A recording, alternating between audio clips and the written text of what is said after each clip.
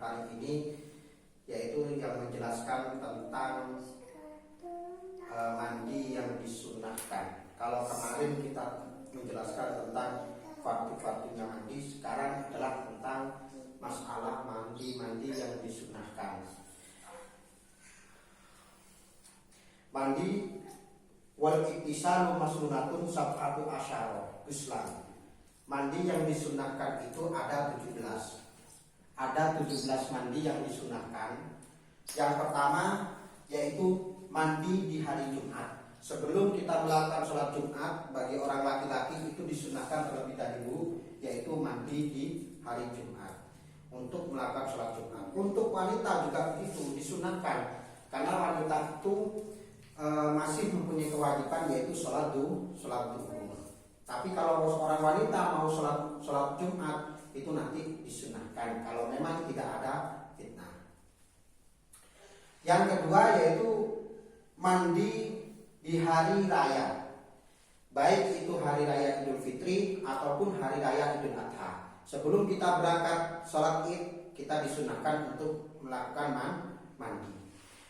Yang ketiga yaitu mandi untuk sholat istisqa. Nah, sholat istisqa ini sholat yang meminta hujan, dan itu dilakukan ketika di musim kemarau yang tidak ada hujan sama sekali atau tidak air, kekeringan. Maka kita disunahkan untuk sholat istisqa. Untuk sebelum melakukan sholat istisqa, kita disunahkan untuk mandi terlebih dahulu. Yang keempat adalah mandi gerhana matahari dan juga gerhana bulan. Kalau gerhana matahari itu kita disunahkan untuk mandi sebelum melakukan sholat gerhana atau sholat khusuf dan sholat khusuf. Itu kita disunahkan untuk melakukan mandi terlebih dahulu. Begitu juga pada sholat akan melakukan sholat gerhana bulan juga kita disunahkan untuk melakukan mandi.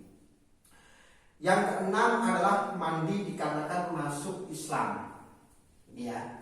Jadi orang mu'alaf setelah sebelum dia melakukan syahadat, membaca syahadat, maka disunahkan untuk melakukan mandi terlebih dahulu. Jadi sebelum dia biasanya sama tokoh masyarakat ditanya kenapa dia masuk Islam atau apapun pertanyaannya, setelah itu dia akan disuruh mandi. Setelah mandi disuruh untuk berwudu.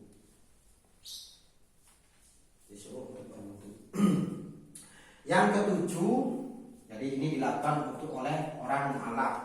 Yang ketujuh adalah mandi karena selesai memandikan mayit. Siapapun tokoh masyarakat atau Pak Mudin, setelah dia melakukan memandikan jenazah, maka dia disunahkan untuk mandi.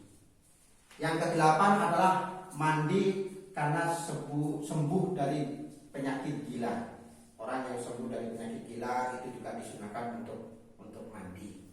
Nah, yang kesembilan mandi karena sembuh dari epilepsi atau ayan atau kejang.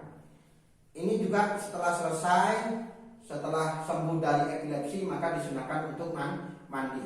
Bukan kok mandi epilepsi itu penyakit kejang itu menunggu sembuh total, tidak. Setelah dia sadar atau sembuh dari penyakitnya maka disunahkan untuk mandi. Begitu seterusnya. Kalau nanti kambuh lagi juga disunahkan untuk mandi.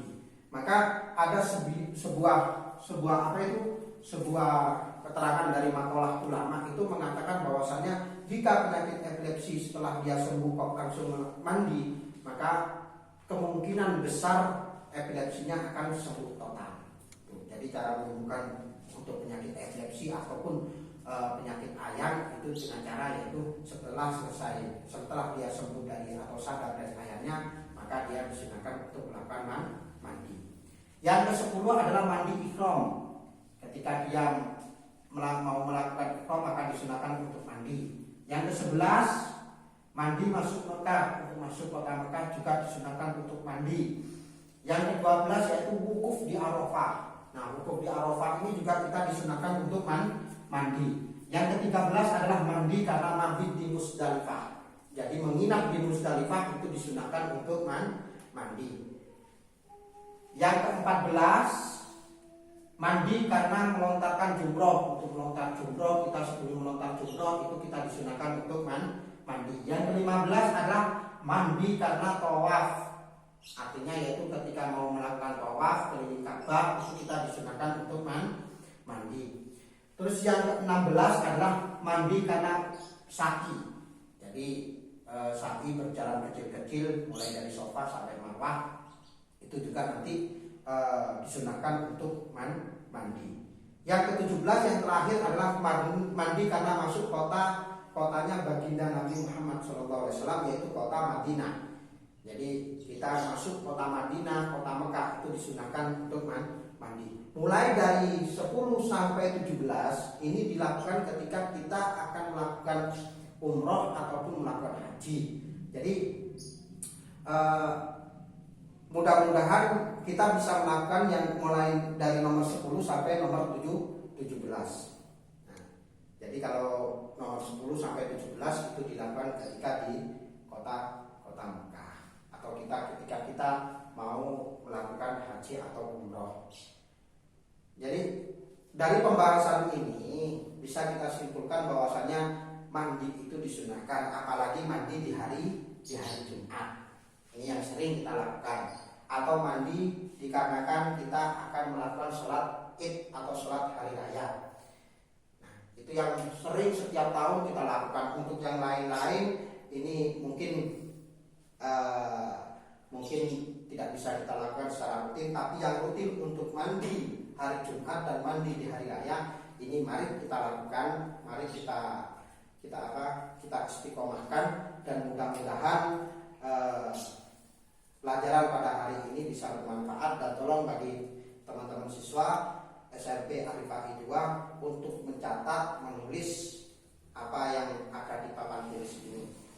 Nanti biar dibuat belajar, dibuat mutolaah, dan mudah-mudahan kita senantiasa mendapatkan barokah dan juga manfaat kelak ketika kita ada di tengah-tengah masyarakat. Akhir kalam, wassalamualaikum warahmatullahi wabarakatuh.